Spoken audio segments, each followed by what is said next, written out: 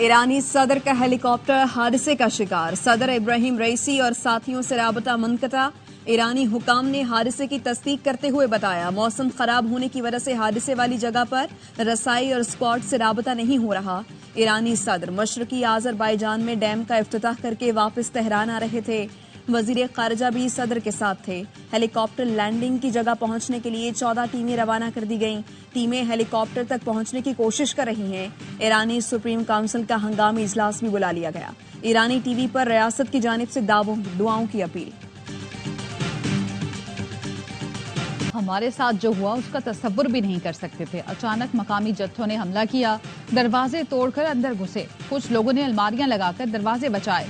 Kyrgyzstan से पेशावर पहुंचने वाले तालिब इल्म मेहर ने ARY न्यूज को आप बीती सुना दी।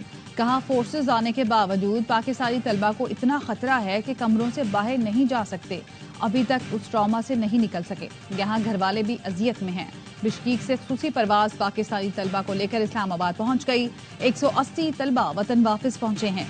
एयरपोर्ट पर तलबा के अहले खाना और हुकाम ने इस्तकबाल किया।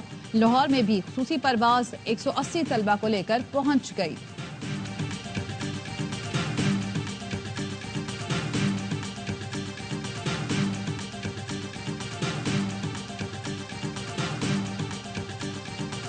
कह रहे हैं कि हालात ठीक हो गए हैं। ऐसे 14 हालात कुछ ठीक नहीं हुए। रात को जो उन्होंने वार्निंग दी हुई थी कि वो दोबारा हमला करेंगे, लाइट्स ऑफ करके कमरों में घरों में छुप के बैठे हुए हैं। जिसको जहां देख रहे हैं वहां मार रहे हैं। उन्होंने आज का और कल का अल्टीमेटम दिया हुआ है कि यहाँ से आप लोग निकल जाओ, वरना हम आप लोगों को छोड़ेंगे नहीं। हमें वापस पाकिस्तान बुलाया जाए, क्योंकि हम इधर बहुत हमें तंग कर रहे हैं कि हम यहाँ 32 घंटों से इसी फ्लैट में बैठे हैं।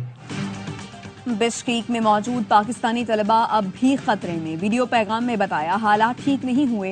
कल रात फिर हमला हुआ, तालिबात पर भी तशद्दुद किया गया। बिश्कीक में मौजूद पाकिस्तानी तलबा की शिकायत, कहा लाइटें बंद करके घरों में छुप कर बैठे हैं। मकामी हमें जहां देख रहे हैं मार रहे हैं। 100 मीटर दूर कैंटीन भी नहीं जा पा रहे। खाना पीना खत्म हो गया। सिफारत खाने की तरफ से मदद के दावे बेबुनियाद हैं। एम्बेसी में कोई कॉल उठा रहा है न मैसेज का जवाब दे रहा है। बलवाइयों ने आज का अल्टीमेटम दे रखा है। कहते हैं मुल्क छोड़ो वरना तुम्हें नहीं छोड़ेंगे। अपनी मदद आपके तहत पाकिस्तान जाने की कोशिश कर रहे हैं। किर्गिस्तान में पुरतशद्दुद वाक़यात के दौरान किसी पाकिस्तानी की मौत नहीं हुई। पेड व्लॉगर्स के जरिए सोशल मीडिया पर पाकिस्तानियों की हलाकत का प्रोपेगेंडा किया गया। नायब वजीर आजम इसहाक डार कहते हैं 16 जख्मी तलबा में से 4 से 5 पाकिस्तानी हैं। किर्गिस्तान के वजीर खारजा ने यकीन दहानी कराई है सूरत हाल काबू में है। उन्हीं की दरख्वास्त पर बिश्कीक नहीं गए। वजीर इत्तलात अतातार ने कहा, अफरा तफरी चाहने वाली सियासी जमात ने पॉइंट स्कोरिंग के लिए प्रोपेगेंडा किया। हर पाकिस्तानी शहरी की हिफाजत हुकूमत की जिम्मेदारी है। किसी पाकिस्तानी को गैर महफूज नहीं होने देंगे।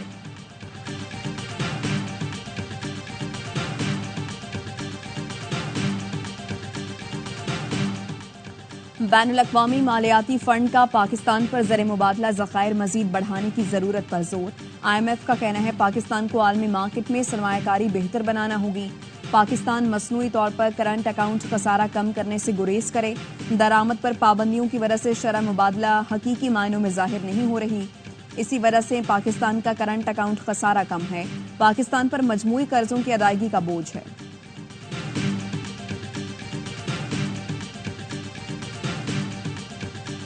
भीख मांगने के बजाय सरमायाकारी लाएं। साबिक सेनेटर मुशाहिद हुसैन सैयद कहते हैं सऊदी अरब 20-30 अरब डॉलर देगा। चीन 25 अरब दे चुका है, मजीद भी देने को तैयार है। कुवैत, UAE, कतर, ओमान के जरिए अफ्रीका तक जा सकते हैं। फैसले करने के लिए हिम्मत होनी चाहिए। कौम में जज्बा मौजूद है, लेकिन क़यादत थोड़ी कमजोर है।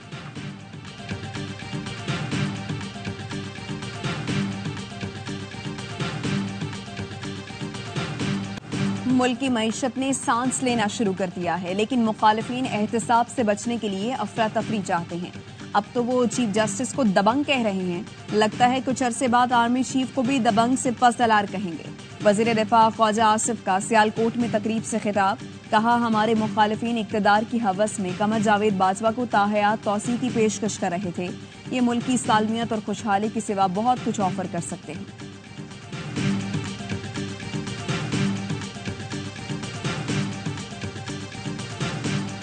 पूरी कौम कौम एक होकर मुआशी मसाइब और मसाइल से निकले। सदर मुमलिकत से और वजीर आजम से हमारी दरखास्त है कि वो इस हवाले से अपना किरदार अदा करें, सबको बुलाएं। ये तो जरूर पूछा जाना चाहिए कि ये आई कहां से दुबई वाली प्रॉपर्टी। मुल्क की मौशी हालत अच्छी नहीं, सियासी इस्तेहकाम लाना होगा। चेयरमैन पाकिस्तान उलमा कौंसिल ताहिर अशरफी का कहना है सदर और वजीर आजम सियासी इस्तेहकाम के लिए कदम आगे बढ़ाएं। अरब मुल्क पाकिस्तान की तरफ मुतवज्जे हैं, सरमायाकारी करना चाहते हैं। तमाम इदारे हमारे अपने हैं, मिल बैठ कर मसाइल हल करें। दुबई प्रॉपर्टी पर सवाल जरूर पूछा जाए। जिनकी जायदादें हैं वो अवाम के लिए पैसा पाकिस्तान लाए। हम 2-3 अरब डॉलर के लिए IMF से भीख मांग रहे हैं। खैबर पख्तूनख्वा हुकूमत ने भी और पाकिस्तान आर्मी ने भी अपना मौक़िफ़ दे दिया है। हमारा यही कहना था पहले दिन से ही कि ये ड्रोन हमला नहीं था, वो एक एक्सप्लोजिव मटेरियल था उस घर में, उसकी वजह से धमाका हुआ। खैबर पख्तूनख्वा में कोई ड्रोन हमला नहीं हुआ। पाक फौज और हमारा शुरू से यही मौक़िफ़ है, किसी घर में बारूदी मवाद था जिसकी वजह से धमाका हुआ। मुशीर इत्तलात खैबर पख्तूनख्वा बैरिस्टर मोहम्मद अली सैफ कहते हैं विफाक हमारे सूबे से सौतेली माँ वाला सलूक कर रहा है। हमसे 4 रुपए यूनिट बिजली लेते हैं और अवाम को 64 रुपए में बेच रहे हैं। वज़ीर आला ने अगर सख्त जुबान इस्तेमाल की तो वो दुरुस्त की।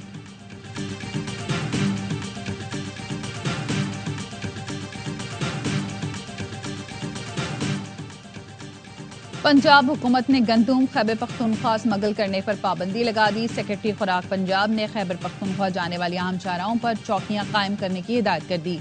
ज़राए आटा मिल्स एसोसिएशन का कहना है किसान को गंदुम खैबर पख्तूनख्वा ले जाने में फायदा है।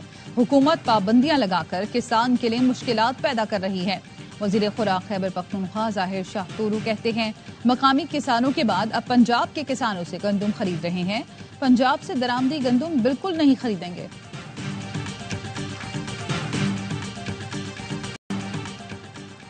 गंदुम थी फिर दरामद क्यों की?